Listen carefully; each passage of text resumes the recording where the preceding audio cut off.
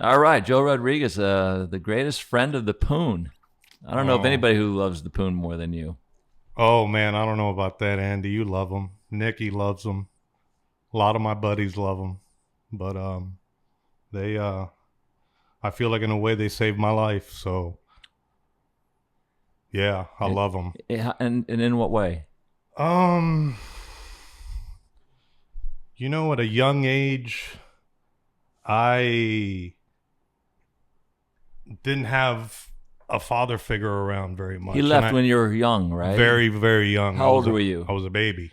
Really? Where was your family? Miami. So my sisters were all born in Cuba. Right. And I was the only one that was born here in the States. It's amazing how many fly fishermen, flats guys, came from Cuba, ended up in Miami, and the Miami in the early years with Flip and Chico, Norman Duncan, little John Emery. Yeah. That was almost like the birthplace. Absolutely. Of flats fly fishing. Absolutely. So these are all great mentors of yours, obviously. Oh yeah, absolutely. Growing up, I grew up reading the Miami Herald on the weekends, on Thursdays and Sundays, and I couldn't wait to see what the guys in the Met were doing, because that was such a big deal to me. Right. Even at a young age, I was always wondering who this Ralph Delph guy was. Man, this Ralph Delph guy is a badass. His name is like... It was like a leaderboard in a golf tournament. Oh, yeah. It's like Ralph Delph. So, yeah, I was... For some reason... And actually growing up around guys that had nothing to do with fishing. I was the only one. Like, all of my friends... I had one buddy of mine when I was growing up. Young friend of mine that still friends to this day, that we fish together. But I never had... Why'd your father leave? Who knows? Another woman, if you really want to know the truth. Did you ever have a relationship with your dad after that? I did, but it was very... artificial. Yeah. They... So he was never really embracing your upbringing. Having a relationship. No, he wasn't. I don't remember much at all till early teens, 9, 10, 11, 12, 13. But my dad had a massive heart attack at 37. And died? No, he didn't die. Died at 50. But my dad had a massive heart attack at 37. And I don't know what the fuck happened. Excuse the language. I don't know what happened after that. He had a midlife crisis. I don't know what happened, but... So no contact with him? I don't remember any, Nikki. Did you go to the funeral? I did. What were you thinking there? I couldn't cry for 3 days. It was, back then, the Cuban funerals usually went for 36 to 48 hours, the viewing. Sure. So, to me, it was very, I don't know. I don't even know how you, thinking back, because I do think about it, right. Thinking back, it seems surreal. But at the same time, my mom had taken over my dad's place times 100. So... you have this... I felt like I had this artificial love for my dad. But let me ask you this. Yeah, no, I understand that. But was your mom a father figure, even though she had taken over the role of your father? I mean, I would think that would be kind of hard to do. At the time, dude, I was afraid to screw up because of my mom. If it wasn't for my mom, I wouldn't be here, I think. Fishing and my mom were the two things that I know for a fact saved my life. Did she beat your ass? No. How would she scold? How did she install fear in you to keep you on the up and up and the straight and narrow? She was she was a very no bullshit type of person. My mom was very strict. And my sisters and I respected my mom to the... You never wanted to let her down. Oh man, I was so afraid to let my mom down. That was the one thing that always kept me. Every time I wanted to veer, or I thought about veering, it was my mom that I did not want to disappoint.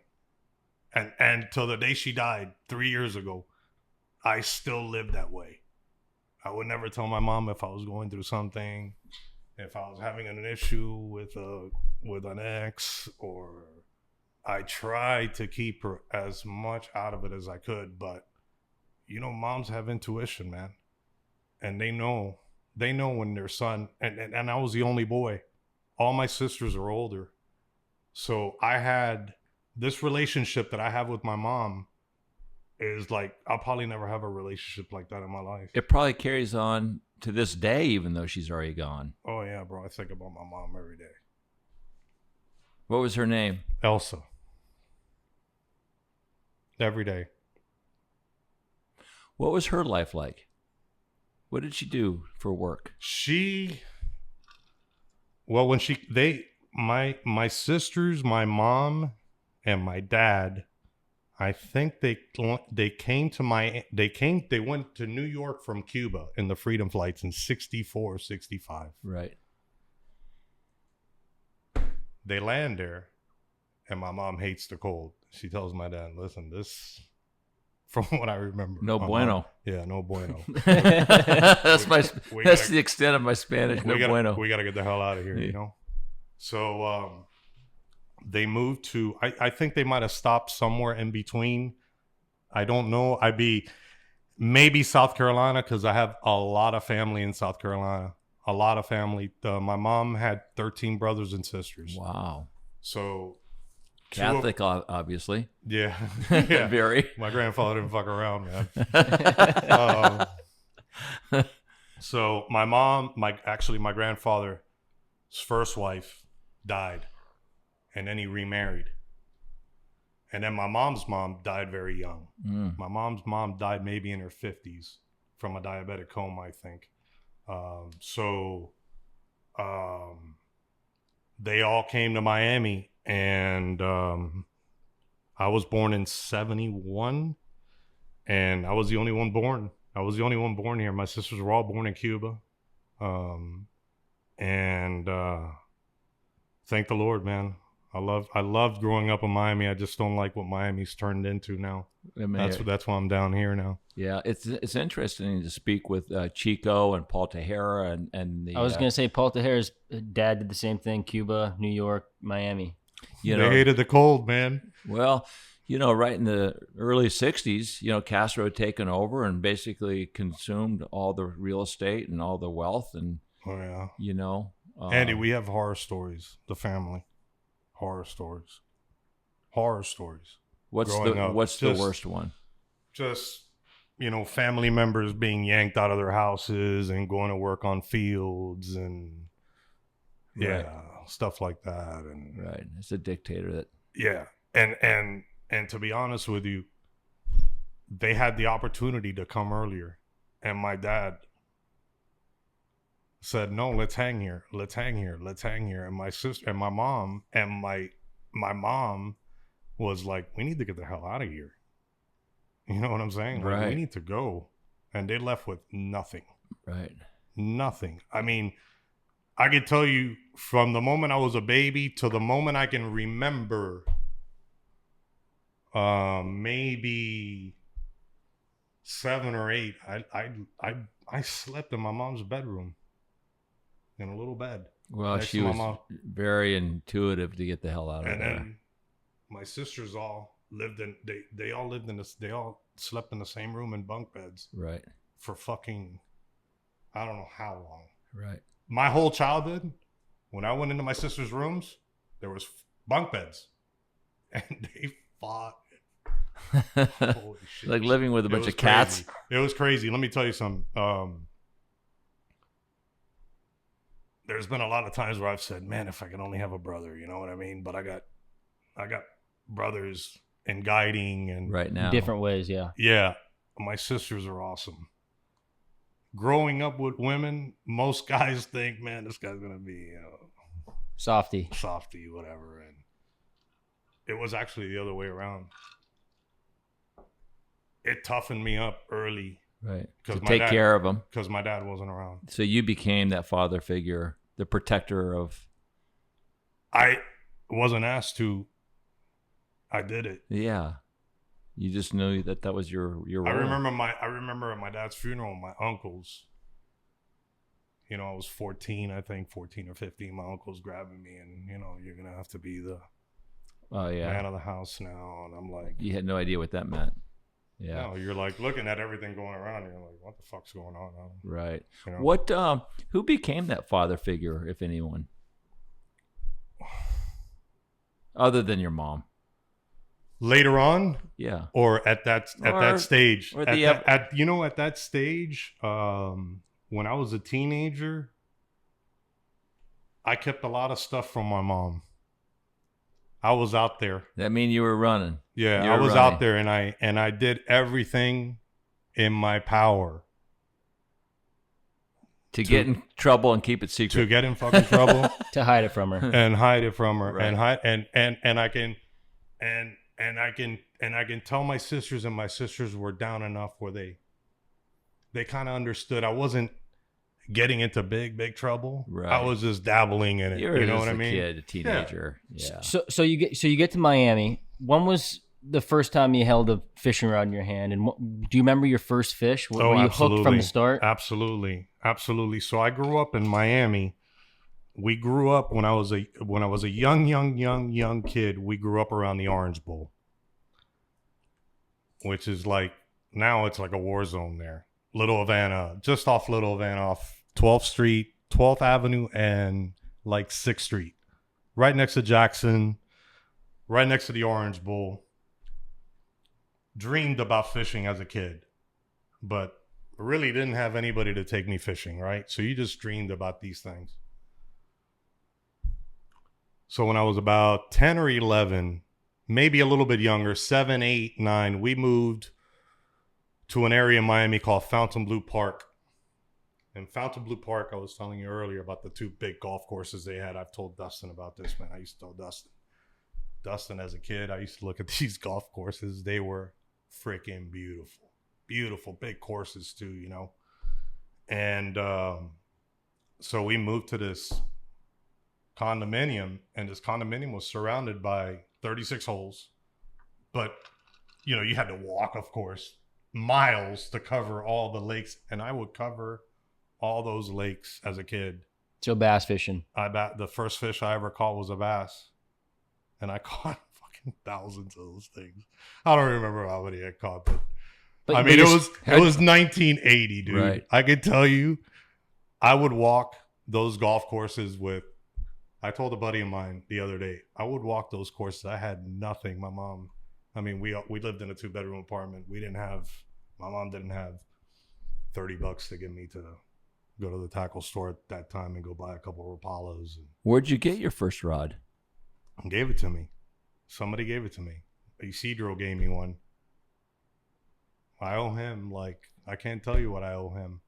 He was one of the first dudes that ever gave me a fishing rod. So who was he? He was a guy that my mom and my dad met through a family friend of my mom. Back then, when my mom used to go to a church back then for a couple of years, and she met some people in that church, and through one of the guys at that church that my mom met, my dad and my mom actually, after all that time, they tried to get back together right before my dad passed away. So there was a lot of craziness going on there when it came to me, because I was pissed. Right. I didn't I wanted to be honest with you, looking back at it now, as a kid, I knew what I wanted. I didn't want him there. Not after what he did to my mom. Right. And what he did to us. You know what I mean? Mm-hmm. And so I met Isidro, and he was the first guy to give me a fly casting lesson. And he was the first guy to hey, here's what a plug rod is. And I'm like, okay. And I just basically on my own with a little bit of help from him, of course. Right. But on my own, I taught myself how to cast a plug rod. And one day I'm out on the lake and I was casting my 9-weight that my dad had got me. And I started double hauling and I was like, holy fuck, I'm double hauling, dude. This is crazy. And I did it all by myself. I felt like it was so, in a way, it was, I don't even know if gratifying is the word that I'm looking for. It was maybe a realization that there's something other than this life I have with my father gone and my sisters. I mean, here's I'm looking at the other side. This is a way to do something different. Yeah, and to get me away from, not that home life was bad. Actually, it wasn't bad at all. Like, I can tell you, I didn't grow up with a lot, but my mom gave me everything she had. And my sisters gave me all the love that I can ever fucking imagine. And my mom, you know, but there was always something missing, you know, the dad. Yeah. So as a young kid, Croca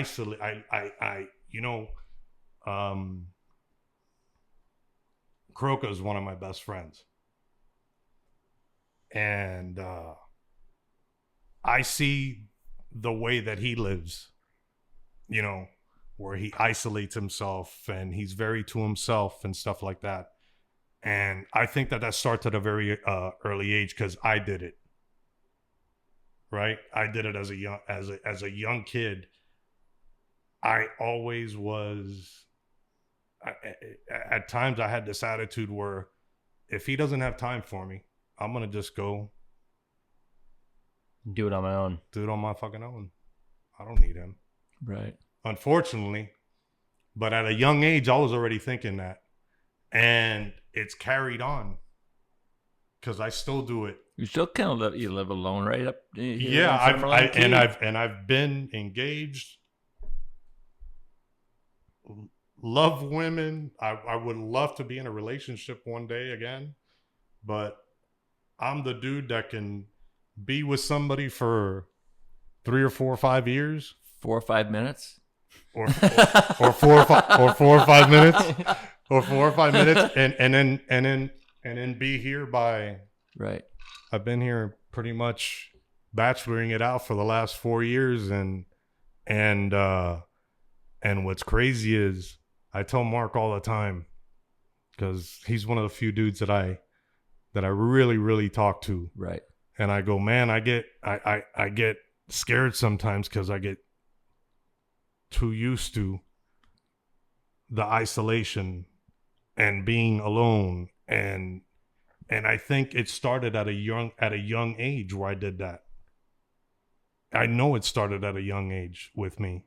I know it because I was always chasing for a father figure.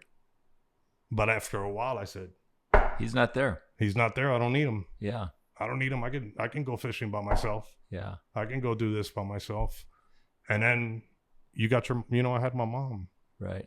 And then later on in life, I was, when I finally got into the serious, where I started to fish really heavy and meeting and just everything, it snowballed, if you will. It snowballed. And not only did it snowball, I think now more than I think back 20 years ago when I first started. You don't think about these things like you do when you're older. Right. How lucky I was to have met Isidro and Al Fluger and Norm Jansik, God rest in peace. He was like, that guy was, I don't know if you probably heard of him from back in the day. I know the name, but I didn't know who he was or what he was. He was a guy from South Florida that he was one of the early Met guys that won the Master Angler. And he was, I fished with him for 3 or 4 years. And it was the craziest 3 or 4 years I've ever spent. In what way? just everything, just all the things that I dreamed about doing. All of a sudden, I meet this guy, and you're doing them, and I'm fucking doing it, and I'm doing it with somebody that, at the time, in my book, was like one of the kings in my eyes. And then you move on, and then you meet Fluger, and he was one of the best things that ever happened to me. In what way? They all mean a lot, but you're talking They something all mean absolutely. He understood me. And at that age, I was 20, 19, 20, 21, 22. I had some issues, man. I had a lot of stuff that was bottled up. Anger issues? Yeah, I had anger issues. Terrible anger issues. And I had a horrible temper. Horrible at that age. Horrible. And I never unleashed it on people that I respected like them. Never. Like, I was so afraid to let those guys down or disrespect them that I never did it. And it actually helped. It helped me. I never disrespected my mom. Did we have arguments and like every other family does? Absolutely. But he understood me in a way that most people didn't understand me at the time. I had a friend of mine that's one of my best friends in Miami, and I talk to this guy all the time, Rob Hammer, and I owe Rob so much. I won the Met twice because of Rob, because of his help, and we helped each other. And this guy's like, he is one of the most misunderstood dudes I've ever met in my life. He's got a heart of gold. And was he a guide or an angler? He guided down here for years. So how did he help you with the Met? Did he just we were in the same together? Fishing club. Right. We were in Tropical Anglers. And I mean, the clubs were huge back then. The clubs were a huge thing back then. Right. Huge in Miami. And that's what kicked me. That's what jump started me. Right. Gave you a direction. Yeah. Fluger, fishing with Al was a treat every time I fished with him. Every time I fished with him, I learned something. And I think there's several of us that are doing what we're doing today because of him. Rob, I'm sure. Murphy, maybe. Murphy would definitely. Right. I mean, I know Rick fished with Fluger up in Homosassa for 4 or 5 years straight. Right. And so we all learned something from him. And he's one of the nicest people. Yeah. One of the most kindest people you'll ever freaking meet in your life. Like, I remember going fishing with this guy, and I'd show up to his house. And every time I showed up to his house, he had a Ziploc bag for me. And it was either polar bear or some zonker strip he found or some badass hackle that nobody had. Exotic stuff. Yeah. Just materials to tie unique flies with and stuff. And he shot half of the stuff. You know what I mean? So I'll tell you, it's we were visiting him recently. We were talking about, because obviously at one point in his life he became a great hunter. Oh yeah. Not only a fisherman, a great hunter, bird hunter, etc. He's great at everything he did. Yeah. And I asked him, I said, what's the greatest animal you've ever hunted or aspired to get really good at in their understanding and killing? He said a turkey. And he goes into all these things about a turkey and being in their house and learning how to communicate. They got the best eyes and this and that.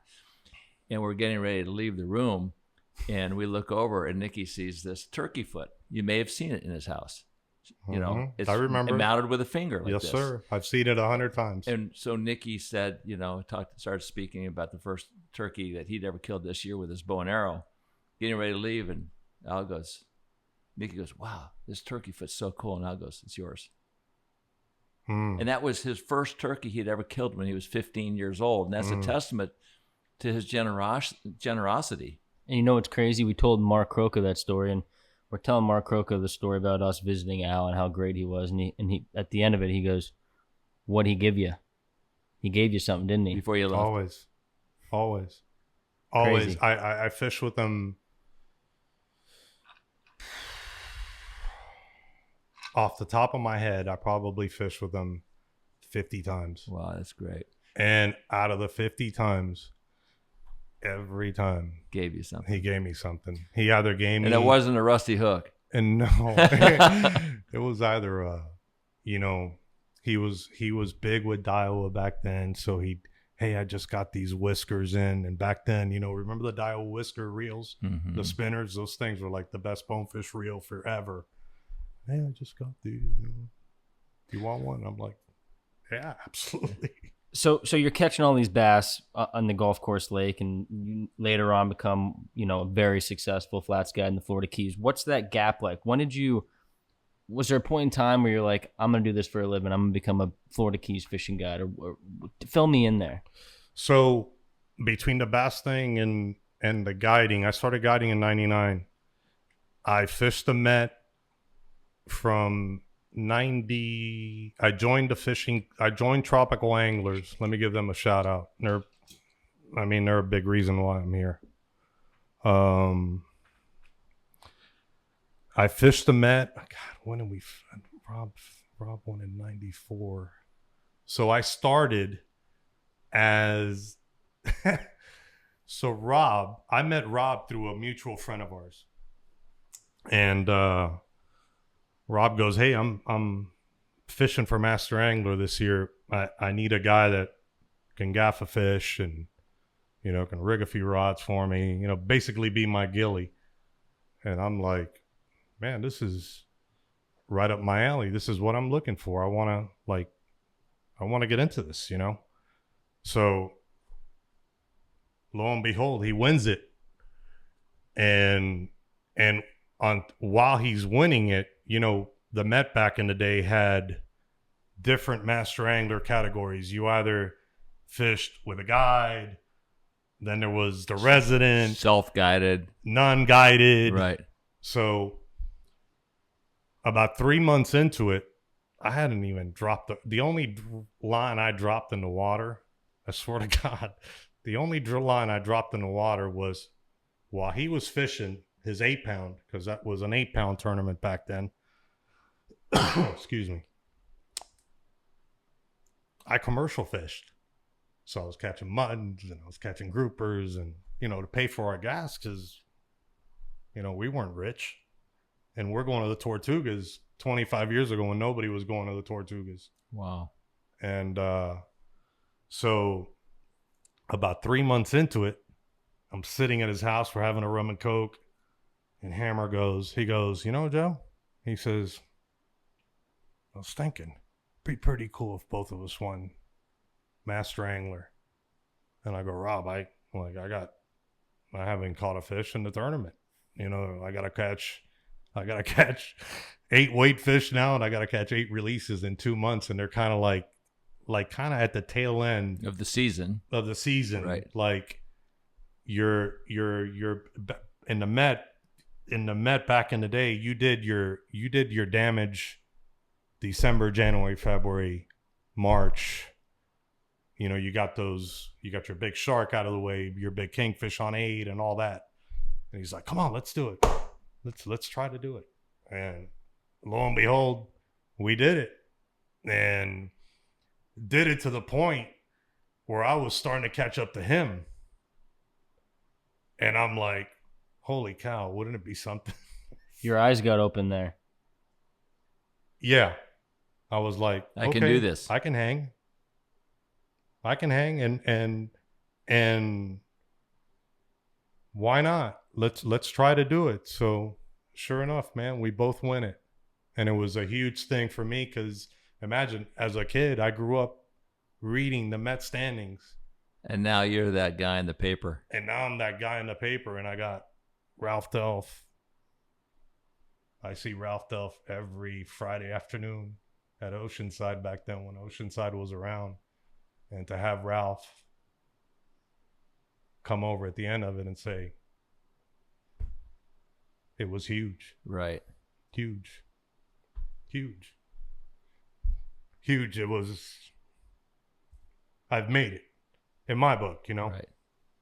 Right. And to have him and Fluger and Norman was still around, and to have all those guys kind of acknowledgement from the Kings. Oh, it was huge. It was huge for me. Right. It was huge for my because I always battled with self-confidence as a kid. I was always chasing it. You know what I mean by chasing it? Yeah, sure. Always chasing it. But it gave you confirmation, sure. Confidence, and also too, you're now a member of a very exclusive club. You're a master angler. Yeah. So, long story short, I take a year off. I help another buddy of ours, a guy named Davey Hurst, who isn't around anymore, and Davey won it. So, you know, Rob's wife won it 3 years ago. We both won it the year after. One of our best buds, Davey Hurst from Homestead, wins it. And he, right after he won it, him and his fiance died in a car accident. Oh. Yeah, it was horrible, man. So when he did that, I decided to do it again, and the big reason I did it again, it wasn't so much for Davey. It was actually something that it might sound a little cocky to some people or whatever, but Ralph won it twice. And I looked up to this man so much, and not that I can ever look. Yeah, I get what you're saying. Yeah. Ralph Delph is God to me when it comes to all of this shit. He in my book, there will never be another dude to ever replace that guy. And I like his kids. I know all of his kids, and they're all great.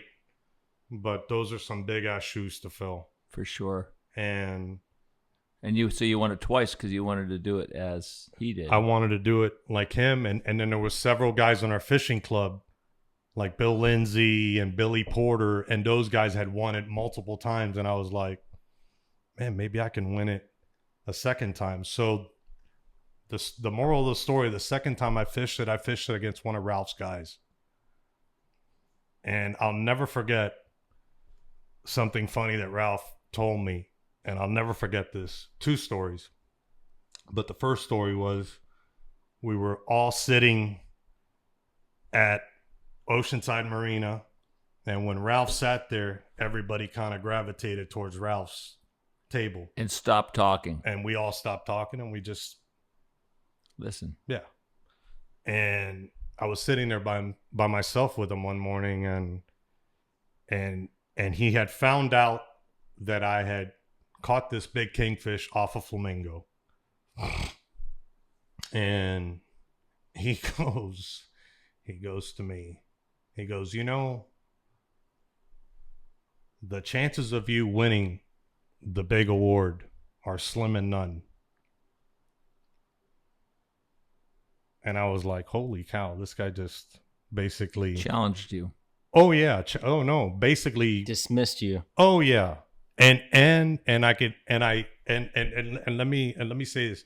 I stayed at Ralph's house several times. I stayed at Robbie's house at their trailer several times. I was friendly with them, and I tied, back then I tied flies for Ralph for free.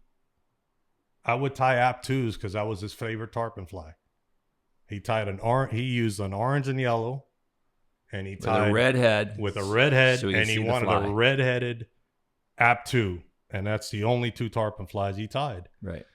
So imagine, bro, I'm tying these tarpon flies for Ralph Delph, and I am like taking my fucking time. I am like, now you're pissed. Oh, I know. Oh no. I just wanted to make sure that they were perfect. They were perfect. Okay. And they didn't foul, and like I was like, man, how about if this guy throws my fly, throws it out there, and it's fouled. Yeah, it's so. That's why you tie such great flies now. Right. No, I don't know about that, but I tie them all right. But and I would underwrap the wing, you know, make sure it would stick up. Right. And he would look at him and he'd go, and I, you know, some mornings I would walk up to him and I go like that, and I'd hand him a half a dozen flies, and he'd look at me kind of like, the first time I did it, he kind of looked at me all weird. And he goes, "What are these for?" I go, "I tied those for you." I said, "I know it's, you know, one of your favorite flies. I know you tie App-2s and the regular original Stu Apt orange and yellow with the red head." And he looked at the flies, and the first thing he says was, he goes, "Well, you used the right color thread, like red." Mm-hmm. He didn't want like black or brown or whatever. But I remember him telling me that, and I took it to heart. Like, I took that to heart. Like, when he told me I can fish anybody and win this tournament, I was like, fuck, you ain't fished against me. Like, I'm not going to sleep. And the moral of the story is he beat me. He beat me. His angler beat me. But he beat me. So I was, you know what I mean? Like, in the grand scheme of things, at the end of the tournament, when you match up what I did with my buddies and what he did with what the guy that I fished against did with Ralph, I was like, that was another. Sure. That was another one that, and then to hear it from him and to hear it from my close buddies that said, listen, you have nothing to be ashamed of, dude. Yeah. You fished against the best, the GOAT. Where does Steve Huff come into play? Because you speak with him with such great regard as well. Steve's always treated me like he's known me forever, man. And I don't know if it's because of my relationship with Dustin, because I love Dustin.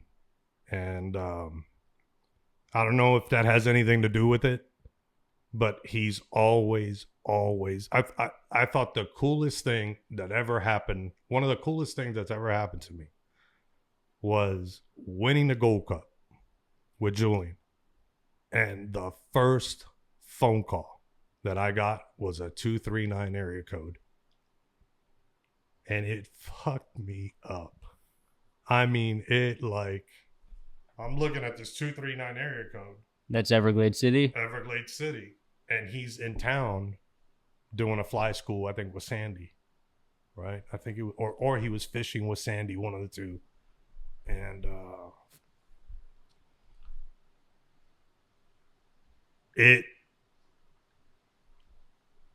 was, I can't even describe that feeling, to have somebody like him that means so much to you, you know what I mean? And it was the first phone call. The first phone call I got, it wasn't from, like, my sisters had no idea. Like, they were waiting. And everybody else, you know, Croker called me like right after that because he knows how much it meant. You know how much it means, right? Right, sure. Like, it's everything as an angler. One of the reasons why I wanted my name on there is because guys like you were on there. And Eddie Whiteman and Craig and all those guys that know what that fucking tournament means to us. Because I fished that tournament 14 times. This will be my 14th year. And I hope I get to fish it till the day I can hand grab one. Right. The day I got to stick a fucking gaff in one, lip, I'll never do it again. But as long as I can grab them, I'm going to fish that tournament because it means so much to me. Even as a little kid, going into George Hommel's old shop when the trophy used to sit there, and I would walk in there with Fluger, Norm Jansik. That was worldwide? Yeah. And I would see the names on there, and I'd sit there and look at the names going, oh, my God. Holy shit. So basically, if you don't mind me summarizing briefly, the two biggest tournaments of your life were the Master Angler and then the Gold Cup. Al Fluger, possibly, and Steve. Norm Jansik was huge. Yeah. Huge. So when did you get into the tarpon scenario? I want to get into with Al. Yeah, because at the opening of this podcast, I said one of the greatest, most passionate tarpon fishermen on the planet. Yeah, when people hear Joe Rodriguez, they think of the poon. So I love those when things, were you man. introduced to the poon? Do you remember that first time? Yeah, I absolutely do. I had a TV in Miami. We had a rotary TV. We didn't have cable. And you know how you used to like flip the I put it on channel 2 and I look at the TV guide. I used to look at the TV guide, and I don't know if you remember, there used to be an old show called Outdoor Life. The old Outdoor Life shows with William Conrad. You remember those old ones? Yes. So I'm looking at the TV guide, and on the TV guide, on the caption below, it says tarpon fishing. So we had a VHS, man. We had VHSs back then. So we went to Blockbuster, when Blockbuster was around, you rented videos and all that shit. I put a blank tape in, not knowing what I'm about to see. And I see Stu and Flip in this Tarpon Country show that they did. Right. You've seen that show. Yeah, for sure. Where they're running and they got no tower, no polling tower on it. And I'm watching this, and I think I was, Andy, if I'm correct, I was probably 11 or 12. And I saw that, and I saw those tarpon stringing down 9 Mile. I think they were on 9 Mile. I got to ask Flip and Steve about that and Stu about that, but I think they were on 9 Mile.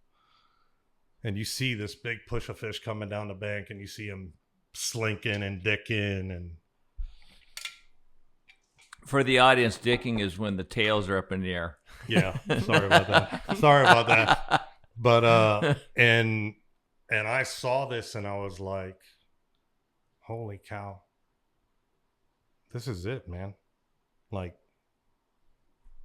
I don't think it gets any better than that. And then to have everything fall into place the way it did, I was 10 years old, man. I never thought I was going to be a tarpon guide. Never in a million years. In a million years. The only thing I cared about was making sure I stayed out of trouble and that I was catching enough bass to keep me happy when I was a kid. And to see that, and then to see how after all these years, it's like skiing, man. You don't ever do that on your own. There's got to be somebody that gets you there. Yeah. Remember catching your first tarpon? Absolutely. And caught it with Eddie Whiteman. Where? At Craig Key. At Confrontation Point? Yeah. You mean Ellers and Denell spot? And to be honest with you, we had a absolute freaking banging fight with John. Already back then. With John Denell. With John. He was already taking ownership of the spot. Yeah. And Tell me about the fight. And I respect John. I really do. John was, when I first started guiding, John was a dude that used to feed me trips every once in a while. And I'm very, very, he knows that. Right. But so I don't know where fucking Craig Key is, man. Who's there first? Like we are. Right. Okay. That we sets are. the stage. And I'm now, mind you, this is my 15th birthday. I'm not lying to you. This is my 15th birthday. So Isidro's in the boat, and we're sitting there, and I remember vividly it was in the morning, and we were looking for northbounders. on the point there. And we're in there. I start watching these things, and it's the first time I've seen these things in the water, like not on TV, but actually coming at me, you know. And he explains to me, goes, Joe, you know how Eddie was. Sure. Throw it 4 feet fucking right. Don't move it. Let it sweep. And I'm like, because you had falling current. Yeah. Let it slide into their face. And it was a back cast. Okay. So back then, as a kid, I can cast okay. Right. Like he's watching me cast and he watched me back cast and he goes, I can hear him tell Isidro go, man, he can back cast. That's pretty cool. So I laid one out there. And first fish I throw at, woof, fish sticks his head out of the water. I reefed this thing, dude. I got so scared. Woof, rip it right out of his face. Here they come again. Throw back in there. Catch one like a 60-pounder, my first one. We go off and fight this thing, and we're out in Channel 2. And as we're idling in, I see 2 boats coming from the east. Right. Did you leave a push pole there or an anchor or anything? Nothing. I you know what, Andy? We might have left. Eddie might have been anchored off the back.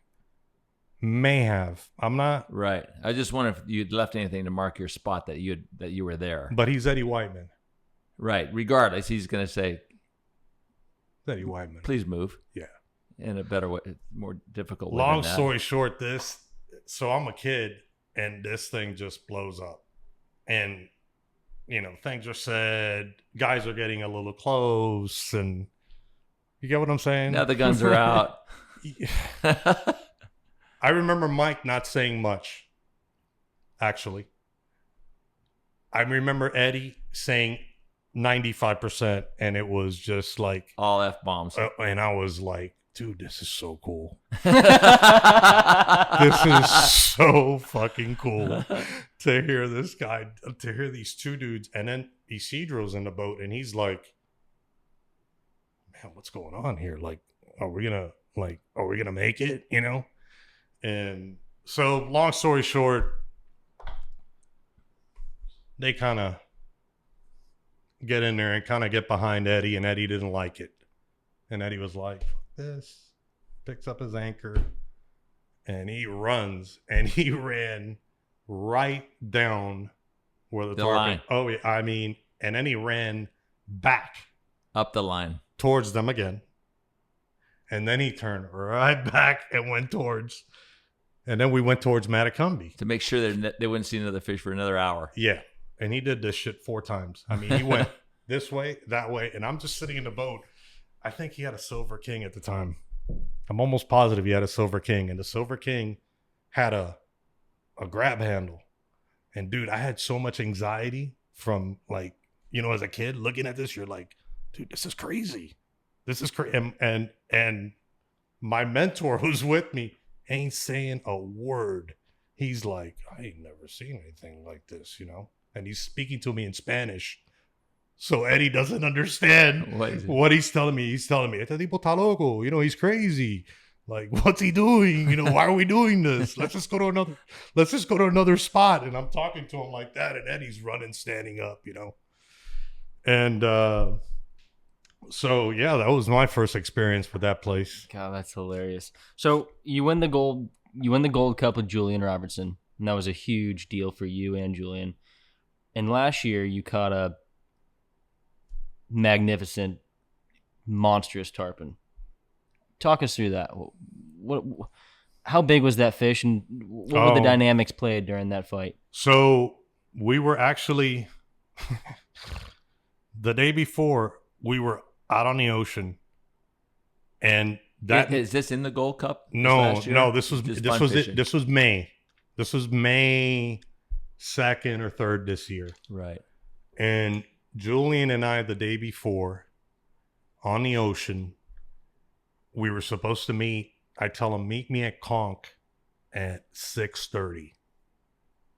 He's fired up. Jay is fired up. He's like, fuck yeah, 6:30.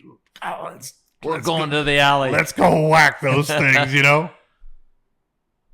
So they had wormed that day. You guys know that they were worming for 3 weeks. For every day they wormed on here. An incoming tide. On incoming tide. In the morning, I was seeing worms. In the morning. It was like COVID. It was something no one's ever seen. Yeah. So the day the day before, I fished with a customer of mine, with a client of mine, and we had a pretty good day.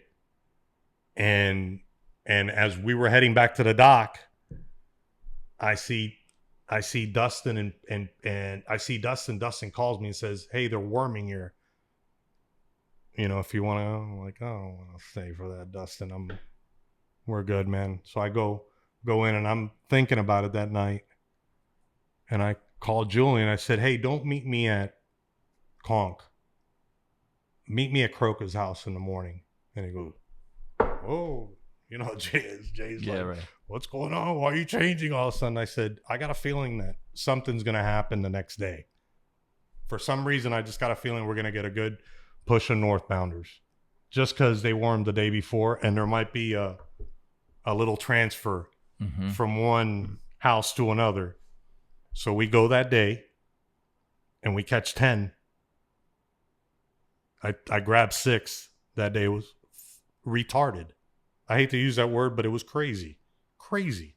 Like everything you threw at them, they bit. Like we come in, throw, go off and catch one. And it's like, we're like at one point. When it's easy, it's easy. It's just. It was crazy. It was crazy. It was crazy. I had somebody text me at it was 11:30 and we were like 7 for 8. And he's like, "Bro, you crazy?" And I'm like, "I'm not lying to you." I said, "Dude, everything we throw at them, they're biting. Everything. And we're throwing a worm fly." So the next day, I said, "We got to go back there." They wormed again. So we go back there. And there's this cloud bank that's sitting right over the point of Long Key. And everybody knows when there's a cloud bank there, it's like death. You know what I mean? Unless you have a dark enough sky. Right. A dark bottom there. You can't see. It's just sea fans and rocks, and it's just hard to see if it's hard cloudy. to see. Yeah. But if you have the right backdrop, you can mohawk them in there, in the dark. And so we're sitting there, and we caught a couple in the morning, and we caught a couple of northbounders, and they're pouring east westbound. I mean, and I can't see them till they're like, and it's 12 o'clock now, and I've sat there and I'm watching this cloud, and it's sitting right over the freaking top of me, and I'm like, it's painful to have to leave because they're coming. Such a choice spot, right? You know what I mean? And I said, "Why don't we go throw it a laid up fish in the back? Let's go throw it the hard ones." And he's like, he loves doing that. He's like, "Argh." I mean, he's reeling that thing at Mach 10, man. So we start running, and I said, "Let's go check the lakes over by the Swash and Lake Navite and Jimmy's and all that, Billy's Lake and all that." And as we're running, we run by a spot right behind Alamorada, and I see this big mullet mud in there. Big mullet mud. And I'm like, I ain't passing up food. A mullet mud. Yeah. I don't know about you guys, but I ain't passing one up the first week of May behind Alamorada somewhere. Because if you see a tarpon in there, yeah, they're gonna eat. They should be in there. Yeah, and big. On top of the fact that the water's right, they're in this spot, and usually all those spots, you and I were talking about it the other night. All the fish you caught in the Gold Cup back in the day that were within, I mean, you could see the cars driving on the road. That's where we catch all these big giant ones, Right. And so I ran, and as I'm running, I'm watching this thing, and the mullet mud's like a mile long. I kid you not. It's huge. I make this big loop, come downwind, going through the clear water, And Jay looks at me and he says, "What do you think?" I said, just put something dark on. I said, just put a little black toad or something they can see, anything that they can see, And we finally get into the mud, and we're seeing a few fish sliding around in the mud, and see one laying, throw it at him, eats it like a potato chip, Get him on. We miss him. No, we miss him. Fish just came up and kind of fell off, and we did that a couple times. Then I look in towards a shoreline, and I see this one fish just laying there, kind of 200 feet from shore. Right. And I pull over to it, and I'm looking at this thing, and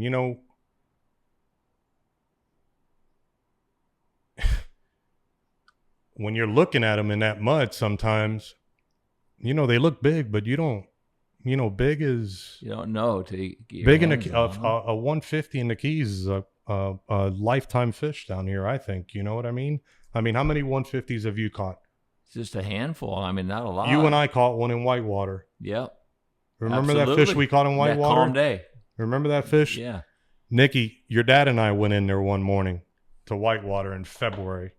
The water was gin freaking clear. And we get in there in the morning. We stopped in the first spot. And I go, "Andy, look out there to the west." And there are strings of them coming in. Strings and strings of them coming in. And there's a few boats around, too. A few boats around. But the water is like, you can see Right. the Maharas on the bottom. Back in whitewater, Right, when you can right. actually see the bottom. Right. And he looks at me. He goes, "What do you think?" He had a little white lightning on. I said, "That's what I would throw right now. Something little, water's clear." First cast your old man throws in there. We hooked this fish, and we landed this thing in 10 minutes, I think. 10 or 12 minutes. I think we had that thing next to the boat. And I grabbed it, and Pops tells me, Let me have him. "Joe Rod, how big do you think this fish is?" And I go, I thought it was north of 130. You're being generous. It's in the water. You don't know for sure. You don't know. It's big, but We all know Millstone likes to. Well, that was In the day. Yeah, back in the day. Absolutely. Yeah. Back in the day. So he goes, "Let me grab that thing real quick." And he grabs this thing, and I'm wearing my dolphin. He grabs this thing, and he starts to pull it up. And this thing keeps coming and coming and coming and coming. And I go, he goes, "What do you think of that?" And I go, how's that 130 fish look now? I go, "That's more like 160. It was one of the biggest ones.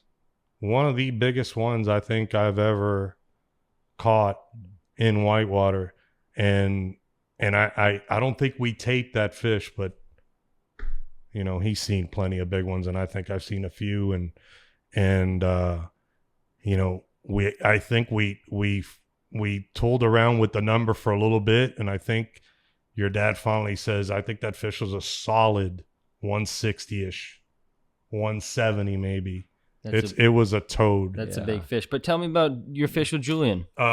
So that fish. So now you have an idea. You've caught big fish. You've put your hands on big fish, and now you got this big toad laying there. Big toad laying there, and he tucks one in there, and he goes, "Now?" I go, "Yeah, just start bumping along," and it just starts to and this thing just, it was the most gentle bite.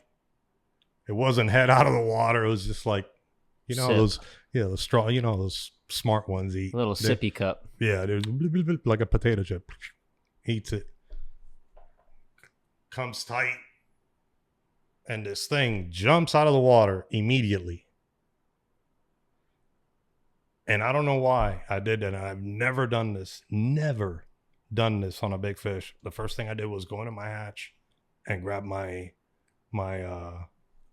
tape. Measuring tape. And I threw it on the deck. And Jay hears it bang on the deck. And he turns around and he looks at it and he doesn't say anything. And we don't say anything for throughout the whole fight. We probably said maybe 5 words to each other. Well, he had to jump in the water. This thing we hooked it. It went into the shoreline, underneath the dock. So I go, "Jay, you got to get in the fucking water. If you want to catch this thing, you got to get in the water." So I drove over there. we're watching the fish swim up like that shallow, and he makes a left turn. He goes right underneath the dock, and Jay jumps out. Jay like hands me his Audi keys and his phone, and he goes, here, and he jumps, man. And you know, Jay's a big goofy guy. Thank goodness he's 6'5", and he's got incredible skills. Like his hand-eye coordination and his feel with his hands, what he does, like, and I don't want to take credit for it because he's worked on it. Oh no, he's a great natural for sure. He's worked on that harder than any person I've ever fished.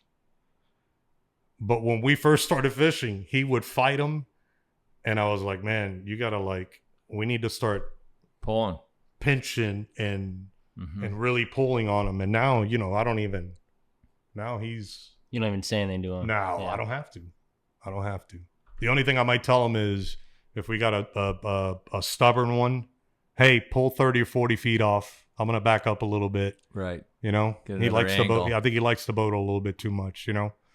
So this fish goes underneath the dock, goes underneath the second dock, goes underneath a third dock.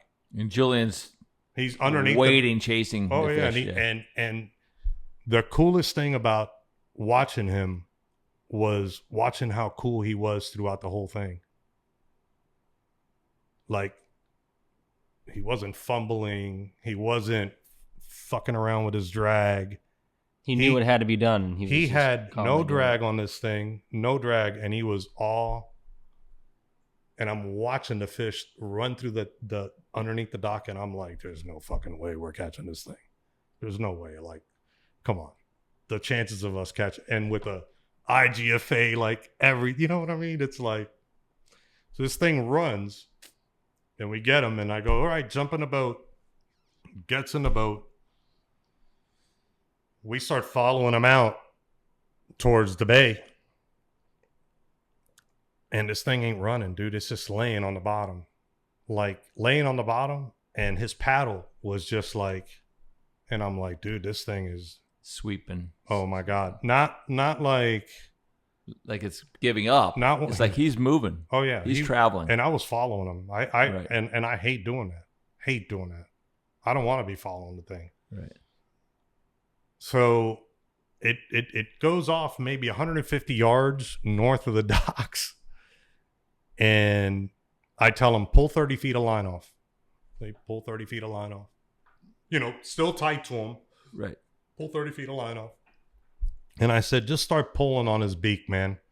Just start pulling on his beak. You're going to slow this thing down eventually. And he started pulling on him and pulling. Because we really weren't. Well, I think when the rudder's doing that, I don't think there's really much you can do. Not a whole lot. Till he kind of runs off a little bit of steam. And then you can then when you put the ungawa on him, you can really, you know, you can do some damage. Absolutely. Right. So we couldn't do anything for the first 30 or 45 minutes of this thing. Nothing. Right. We're following this thing around underneath docks. And then it turns around and it goes right back to another dock. Right around. It goes right back towards the same dock. And I'm thinking now, this fish maybe has been eating something from that area, you know, of dolphin bellies or something. Who knows? Because he's like going right back to the same dock. Or he's been hooked before and he's done that trick again or previously and got off. Yeah. Yes. Goes back in there, jump in the water again, get back in. Really? Oh yeah, get back in the boat, follow this thing back out. Now as we're following him back out, now I get up and I look at the fish and I go, he's ours. She's ours. I go, look at her. She's done. Mm-hmm. She's done. We pulled on her for 10 minutes and she floated up. And when she floated up, that I was able to see her directly, you know, 13 or 14 feet a leader hanging out of the rod tip, and I could see her. I look at and I go, holy shit, this thing is freaking big, man. Like bigger than anything I had ever grabbed. Bigger than that. Because it was just so long, you know? Right. And So and you're fishing IGFA legal. 16-pound test. 50-pound pink Yozuri. Did it cross your mind to... I didn't have a tag. If I had a tag, I would have done it. He knows I would have done it. What did this fish measure out once you got 85 to the fork. Wow. 42.5 girth. But it was so long. Right. It was. Did you do the math on that later? I did. What is that? That's got to be 190. It was 191. Right. And the record on 16 is 191. 191. So. And they say that BTT formula might be just a little bit light. The BTT came back, and when I heard it, I got scared. I hung up the phone. It's bigger. Oh, the BTT is bigger. I meant the tournament formula. Yeah. It might be a little light, and the BTT might be a little heavy, so it's somewhere right in between. Is that what you guys think, or what's? I don't know. I don't want to say. I don't want to be one of those that says, "Oh, it's a 200-pounder, man." Sure, sure. But what did the BTT formula say? It was 230 something. Yeah, that's way off. It was ridiculous. Yeah. Anyway, like I called Dustin when I either called him or he was texting me, and I go, "Dude, I gotta call you back. I got this." Yeah, I think you texted me too. I gave you the numbers on that. On that one. Right. But he sends me a text back. He goes, "What are the?" And not only did I have Jay do it once, I wanted confirmation that it was definitely a number. Yeah, I don't want the fish doing this next to the boat, and you go, "Oh, it was 85." No. Let's do it right. That way, in our heads, right? Yeah, we know for sure. We know for sure that we caught a fish of a lifetime, and that is a fish a lot. And to catch them where we caught them, dude. I mean, I'd rather catch that fish there than any other place in the world. Any other place in the world. Why is that? Because they're so hard. Right. They're so hard. Downtown and there's so few fish. Right. That are that big. Right. You know what I mean? Like,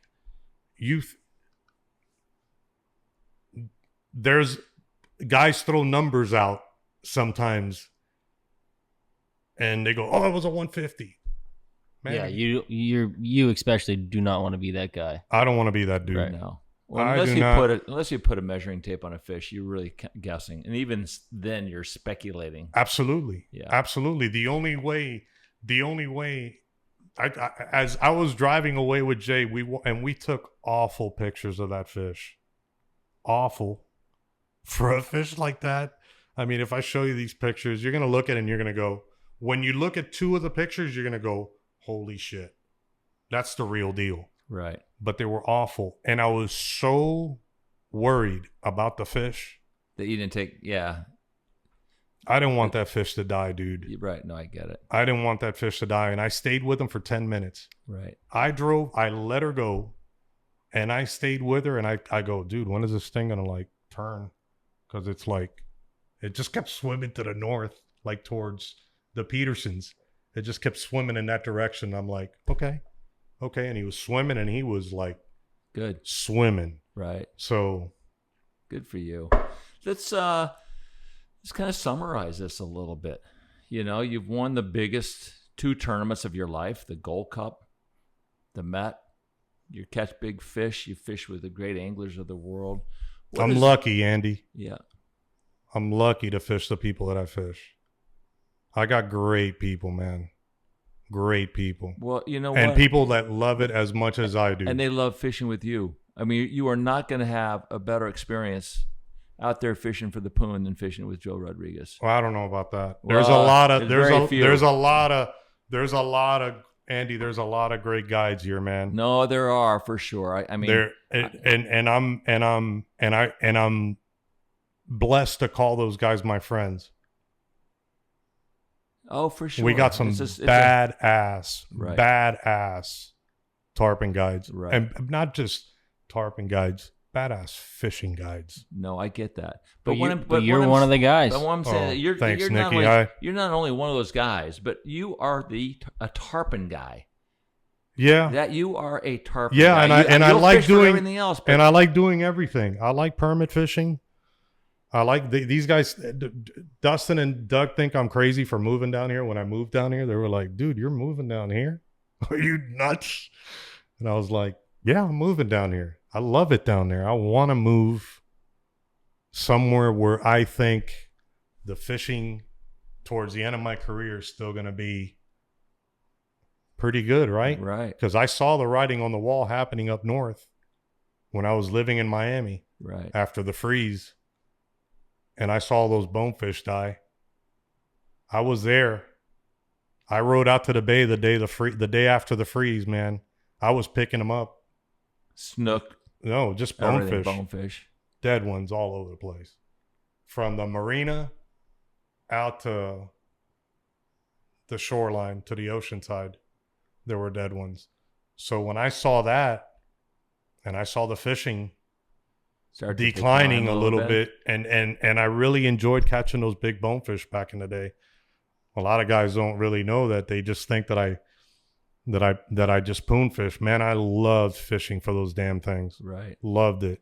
And it was so cool to do, because I was just getting into guiding in 98, 99, and it was still, your eyes were open to the big fish of and it was crazy. What was so crazy about that was that, and you fished it, and Nikki, you never saw it, man.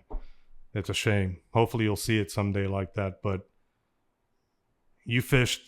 I was so respectful and so not afraid, but I didn't want to be in Croca's way, Billy Knowles' way, Tahara's way, Craig's way. You don't want to step on any toes. I didn't want to be around any of those guys.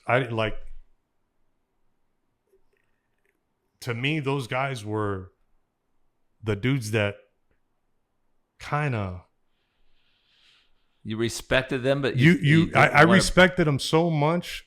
I respected them so much that I gave them respect times 100.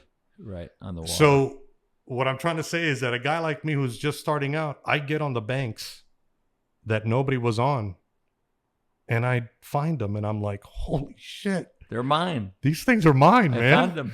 This is so cool. I'm throwing at these giants that, and it's sad not to have them around anymore. Yeah.